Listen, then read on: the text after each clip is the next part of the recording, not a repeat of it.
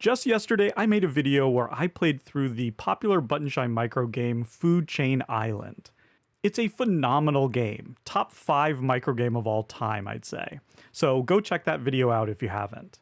Playing that game got me thinking in my brain that there must be a traditional solo card game with similar mechanisms. And I found one. It's called Empire Solitaire. Oh, and look at this. I have it set up right here. Now, to give credit where credit is due, I found a write-up by Ender's Game on BGG that mentioned this game. I'll put a link to the article in the description below. Now, obviously, in Food Chain Island, all the cards have special abilities, so this is going to be a very different, much more abstract experience. Nevertheless, I think this is really fun for what it is, and honestly, it couldn't be simpler. To set up, all you want to do is shuffle up your deck, get rid of those jokers, and then deal out 3 rows of 5 cards. You then want to deal out 3 cards off to the side face down. And that's it, that's setup done. In fact, you don't need this deck of cards anymore. We're just going to be playing with these 18 cards. And our goal is to get all of these 18 cards into one stack. By the way, I tried to find a deck with a bunch of animals on it, and I don't own one. This is as close as I could come with these beautiful North American birds. So rather than a food chain situation here, we got, I don't know, different types of birds fighting over territory or something. For a bird to capture another bird, they simply need to be either the same suit or the same rank. They also must be adjacent, either orthogonally or diagonally.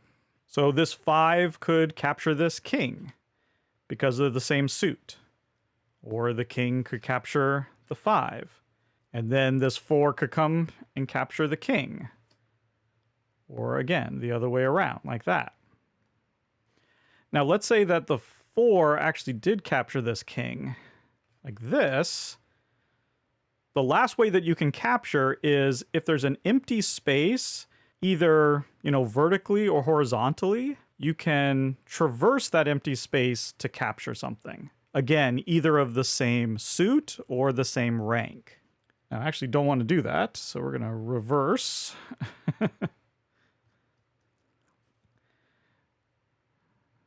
It goes like this. We're going to have the king capture the 4 like that. You have to remember diagonals, because I always forget about diagonals. So this 8 could take that 6, for instance. But you can't traverse empty space going diagonally. You can only traverse empty space going horizontally or vertically. The last rule is that at some point in the game, whenever we want, we have to flip over all 3 of these, but we're going to do it one at a time, and place it in an empty space on the board. So you can't just sit here and puzzle this out. You have these 3 unknowns that are going to come in and maybe help you out or maybe throw a spanner in the works. So I like to look at where we have a lot of the same numbers, right? We got 3 10s here. We got 2 kings, 2 7s. The other thing I like to do is sort of get out of a suit, because at the end, we need to be down to 1 suit and 1 number. Seems like this 10 could sort of maybe clean up these hearts here like that. We have this rogue 6 of hearts over here that I don't like. We have this 8 come up here. And then we could have this 7 come across here to take that 2. Let's bring out one of these cards. So we're going to flip it. And now we can place it in one of these spots. It has to be within the original 5x3 grid. This king could go up there. We don't really care about this 8. We want this whole thing to be taken by that 10. The 8 could come down here. I mean, the 7 could come up here. Wait a minute. I think we got something here. 7 comes up here. Then this 7 goes like that. Yeah. Now we're out of spades, which is good. I think we need to bring another card in here. Diamond. Yeah, this is fine. Let's put this up here. Because we can go... Ooh, hold on. Yeah, we can go boom, boom, Oh, wait a minute. We're leaving this behind, though. No, this is okay. This comes up here. Oh, this can come over here. Oh, the problem is I need that 10 to go there. All right, we're going to have to see what this card is. 6 of diamonds. Wait, this could help. If I put that here...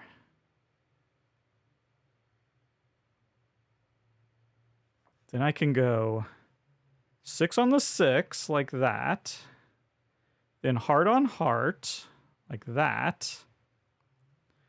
The 10 goes on here. This 10 goes on the 10. This 10 goes on the 10. And then we have the same suit. Bam! Look at that. And that is a victory. I actually don't usually win this game. Should we try it one more time? I think we should. That's how fast it plays. It's so simple. And if you've played Food Chain Island, then you can see how it, has a lot of similarities. It has that same feeling.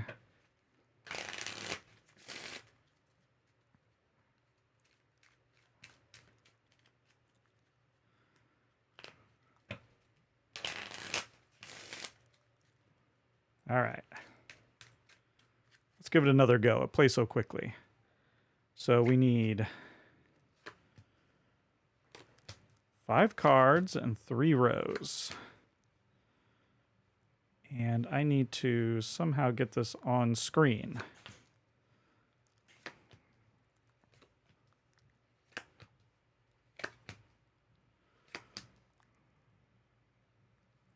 It's not too bad.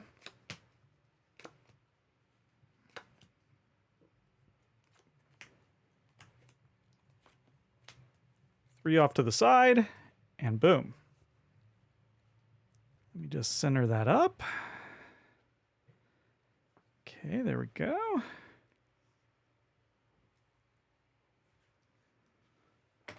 Let's see what we got. A lot of red, it looks like. Oh, we have 4 10s. So once again, the 10s are looking good. 2 jacks, 2 2s, 3 2s. Okay, there we go. So it looks like 10s and 2s are kind of where we want to be. And just 2 spades. Wow. So we can get rid of those spades pretty easily. Well, we got to focus on the 10s. When you have 4 of a number, of a rank, you just want to really hammer that home, I think. So let's get that 10 up there like that. I'm no expert at this game. I shouldn't be giving advice at all. See, we have to be careful here because there's only 1 queen. And there's only 2 spades. So we need that 10 to take out that queen. And then, of course, these are going to, interrupt that. So I can see a 10 coming here and taking that 7. We don't have a ton of diamonds either, really. This 2 could capture that 2. How are we going to get that 10 here? I could also just go jack, jack like that. Ooh, this is a little tricky. I mean, let's have this 10 come up here. Take that king out. I almost want to see a card to see what we're going to get. Usually I like to have a little bit more space before I start bringing these out, but maybe... I also have this diamond over here. I think I want the 2 to take out this ace. Let's keep the 2s alive. And in fact, we could have this 2 come up here. I think that's good. Yeah, we're going to need some help from these. So let's see what we get. 6 of hearts. That is little help, I must say. I think I can put it here. That 2 could just go bam, bam, and then the 10 could take it. And then if we can clear out that 10, or I can just have that 10 take that 10, and bam. Yeah, that seems reasonable. Boom. Boom. Boom. Okay, now let's bring out one of these. Okay. See, now this could be helpful. Because if I put that right there, yeah, now we're getting somewhere. 10 here, 10 down here. How are we going to get this? I need this to be a spade.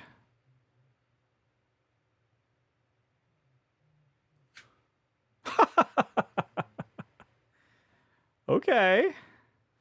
Because then I can go 10 here. This 10 can come here. And now I'm screwed. No, I'm not. Yeah, I am. Ugh, so close. Because I can have this 10 go here, and here, and here, but I'm left with 2 piles.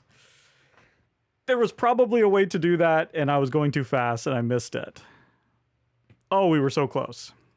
I'm sure one of you could figure out how to make that work and where I went wrong there, but there you go. That is Empire, a fun little solitaire puzzle that is a little reminiscent of Food Chain Island.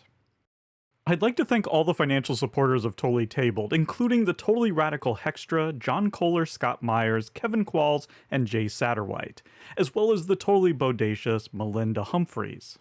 If you're interested in becoming a member, you can join on YouTube or my Patreon at www.patreon.com/totallytabled. You'll gain access to my new exclusive podcast, Table Talk, as well as unboxing videos and whatever extra stuff I come up with.